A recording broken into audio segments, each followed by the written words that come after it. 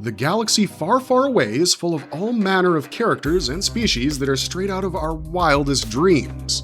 One of these species is the near-human Zabraks, a species to which the likes of Darth Maul, Savage Oppress, Asajj ventress, Eeth Koth, and Agen Kolar belong. Fascinatingly, the only practitioners of what could be constituted as magic within the Star Wars universe also belong to this species.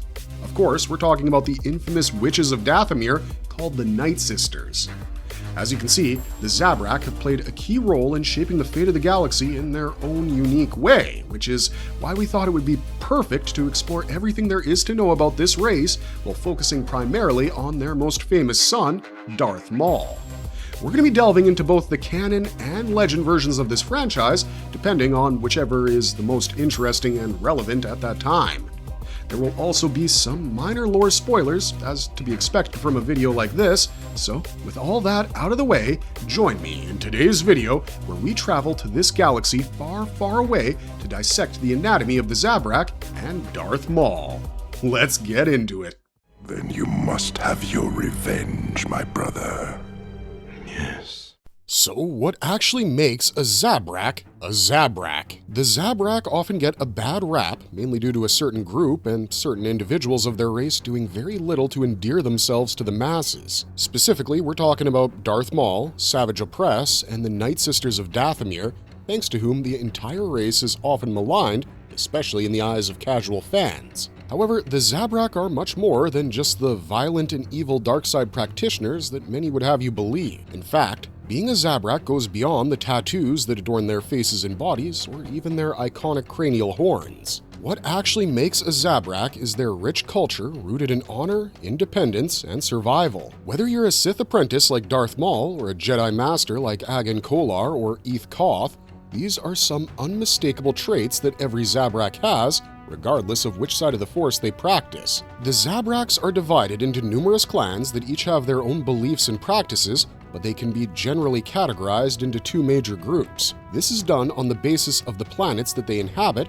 which is critical because depending on the planets they belong to, their environments end up shaping quite a bit of their culture. The so-called traditional Zabrak are often found dwelling on the harsh planet of Iridonia, while the enigmatic all-female cult of the Nightsisters and some tribes of male Zabraks call the planet Dathomir their home. We'll be expounding further on all of this, from their physical features to how these two planets have shaped the Zabraks' way of life as the video goes on, so be sure to stick around right till the end. The Zabraks are a proud people who have stood against the tyranny of the Galactic Empire ever since the Republic's fall, but they also have a notable history of supporting the dark side of the Force. In a way, don't you think they sort of represent the dichotomy of the Force itself? Maybe that's what truly makes a Zabrak a Zabrak. My actions will speak louder than words.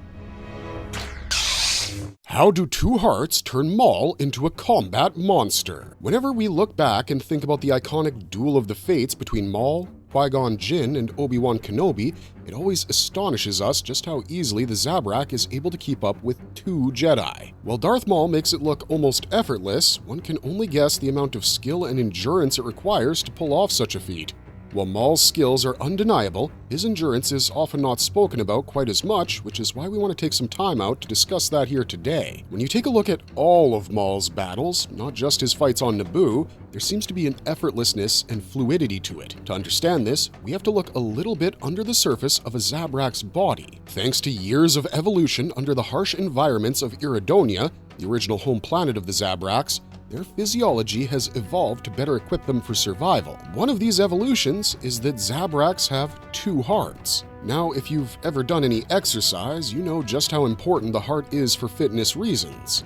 The term cardio comes from the Greek word cardia, which translates to heart. The more fit your heart is, the less effort required for it to pump fresh, oxygenated blood to your vital organs and muscles. Naturally, this increases the efficiency of everything you do. Your endurance and stamina reach peak levels. Now imagine what Darth Maul, a Zabrak and a trained Sith apprentice, is capable of with this sort of physiology. No wonder Maul was a relentless and nigh unstoppable killing machine. Even if that fateful battle on Naboo had gone on much longer, Maul wouldn't have lost because his heart ensures he can never lose a battle of attrition. Like they say these days, Maul is just built different. What's really going on with the horns? One of the most iconic aspects of Darth Maul and his species is, of course, those cranial horns. However, there's a lot more to these protrusions than just their intimidation factor. Just like their dual hearts, the horns of a Zabrak are the result of their evolution in order to adapt to their deadly homeworlds. In primitive times, they probably served as their main weapon and even armor against their enemies. More recently, however, as their culture evolved throughout the millennia, they've attached a much more cultural significance to it. The horns you see on Maul and his kind are tied to their warrior spirit and maturity. When the horns of a young Zabrak reach a certain length, they're considered to have reached the age for a rite of passage. No longer are they counted among the children. Instead, they're considered fully adult Zabraks who need to do their part to sustain their culture and people. The length and pattern of these horns also varies from individual to individual, making them sort of an identity marking, since no two Zabraks have the same horn pattern, shape, or number. The horns also differ according to the various subspecies within the race. Another interesting fact to be noted regarding the horns is that Iridonian Zabraks, regardless of their gender, seem to have horns. However, in the case of Dathomir Zabraks like Darth Maul, the Nightsisters seem to be bereft of them, with only the men having these bony protrusions. The horns, in this way, serve a greater function as an integral part of Zabrak's identity and culture.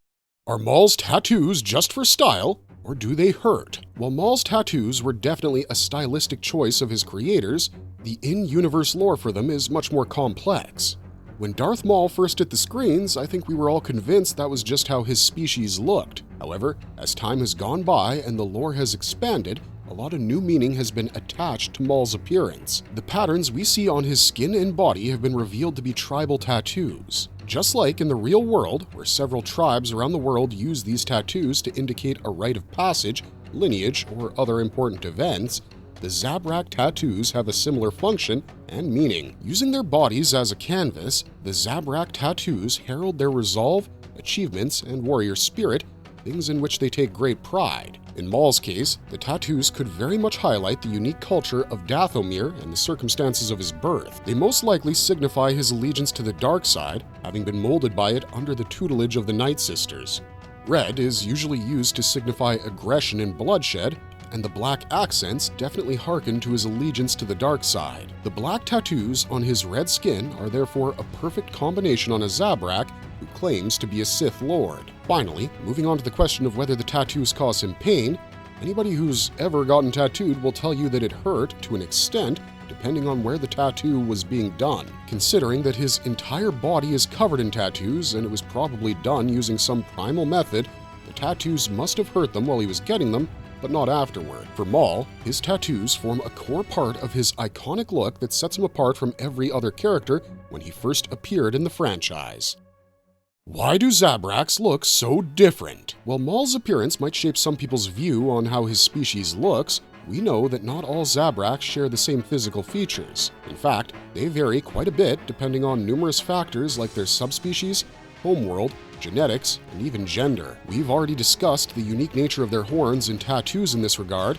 Now let's talk about their skin tone. It's widely agreed that most Iridonian Zabraks have very distinct skin color compared to their Dathomirian cousins. The Iridonian Zabraks are often associated with more earth colors like brown, light tan, and even light gray. These skin tones are shared between both genders. An example of Zabraks possessing these skin tones would be the Jedi Masters, Eeth Koth and Agen Kolar, who are both Iridonians.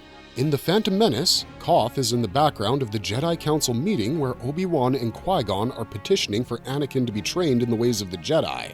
Moving on to the Nightsisters of Dathomir and the tribes of Night Brothers that they control, you will see that there is a distinct difference in their skin tones. You could say that their skin tone reflects their attunement with the dark side and their feral nature. The Zabrak men of Dathomir possess red, yellow, and orange skin tones. Though there are those who have pale and gray skin tones as well, they're much smaller in number. The most prominent examples of this would be Maul and his brother, Savage Oppress. Now, this is where things get unique with the Dathomirian Zabraks because, unlike the Iridonian females, the Nightsisters don't share either the horns or the skin colors of their male counterparts. The Nightsisters are seen mostly with pale, gray, or even greenish hues to their skin. Prominent examples of this would be Mother Talzin, who's Darth Maul's biological mother, and Asajj ventress. Is one of us. Take her to For Dathomirian Zabraks, bright colors and pale Nightsisters. Zabraks aren't actually native to the planet of Dathomir. At some point in their history, a section of them decided to immigrate to this obscure planet that lies in the outer rim territory of the galaxy. The unique thing about Dathomir is the fact that the planet is extremely attuned to the dark side of the Force, making it perfect for people who want to dabble in it to thrive. Thus, the coven of witches practicing the dark side, called the Nightsisters, were born in this putrid and desolate planet. For millennia, these witches utilized what they called magics to experiment on their male populace and species to gain more power. Over time, due to the influence of the dark side and these practices, the Zabraks of Dathomir began to be altered ever so slightly from their kin in Iridonia. This included their skin tone, which took on a brighter tone as a reflection of the more aggressive nature of the dark side. Thanks to centuries of exposure to eugenics and dark side magics, the Nightsisters themselves changed from the rest of their species. Unlike the multitude of skin tones among other Zabraks, they all developed a pale ashen color and completely lost their horns. We find this dichotomy fascinating because the primary users of the dark side developed a more muted skin tone, while the males, who were the object of these experiments, began showing the brighter colors on their skin. For the rest of the galaxy, it allows us to ascertain, to a degree, what to expect from a Zabrak just by looking at their skin. While this might sound racist by our own sensibilities, in a galaxy far, far away, it could be the difference between life or death.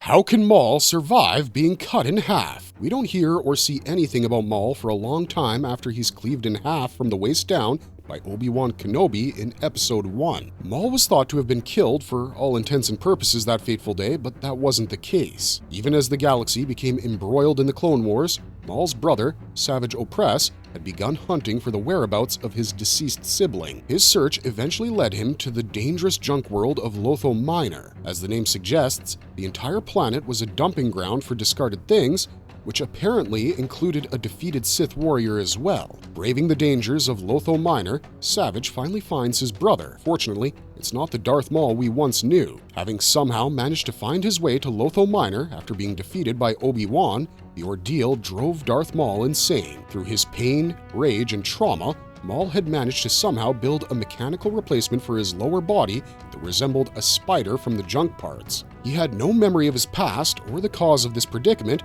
and seemed to be alive, fueled purely out of hatred for the Jedi. Savage somehow manages to transport him to Dathomir, where their Mother Talzin, uses her magics to remove the dark clouds in Maul's memory and grants him a powerful bipedal lower body. With his memories restored and his handicap removed, Maul swears to make the galaxy feel his vengeance, starting with Obi-Wan Kenobi. He explicitly tells Savage that the only reason he's managed to stay alive was because of his strong connection to the dark side, thanks to his hatred for the Jedi Master. His extraordinarily tenacious Zabrak physiology also helped him, as his race is known for surviving wounds and hurts that would otherwise prove fatal to others. He's one of the more extreme and rare cases of the dark side letting someone cling to their life in that manner.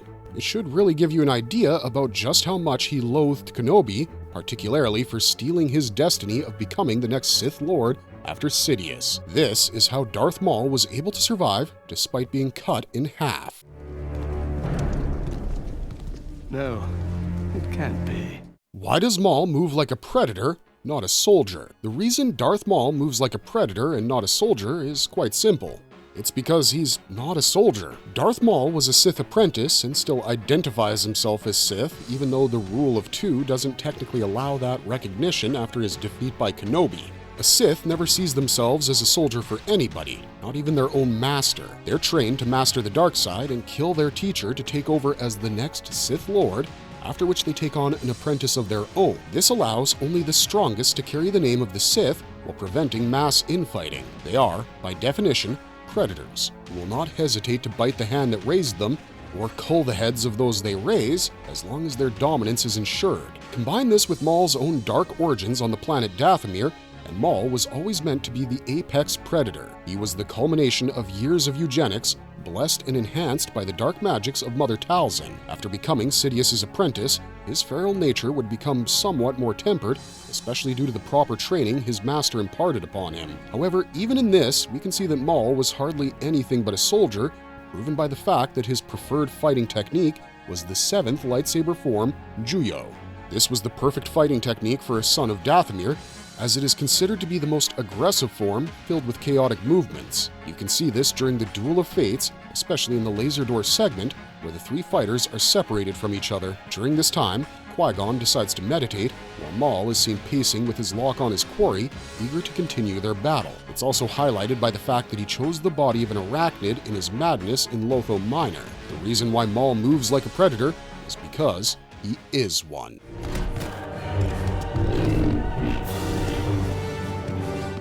Outro. The Zabrak are a fascinating species that have indelibly left their mark on the galaxy's history. Be it as enforcers of good or chaos, one cannot deny their hardy nature, predatory instincts, and supreme willpower. Maul embodies all of the best and worst things about his people, and that's what makes him such an interesting character. I hope we can see more of him, along with others of his kind. With Star Wars, Maul, Shadow Lord, now streaming on Disney+, it's clear his story is far from over. What's your favorite thing about this fallen Sith and his species? Let us know your thoughts in the comments down below. For now, though, it's time to say goodbye. We hope to see you soon in the next one, but until then, stay safe out there and stay marvelous.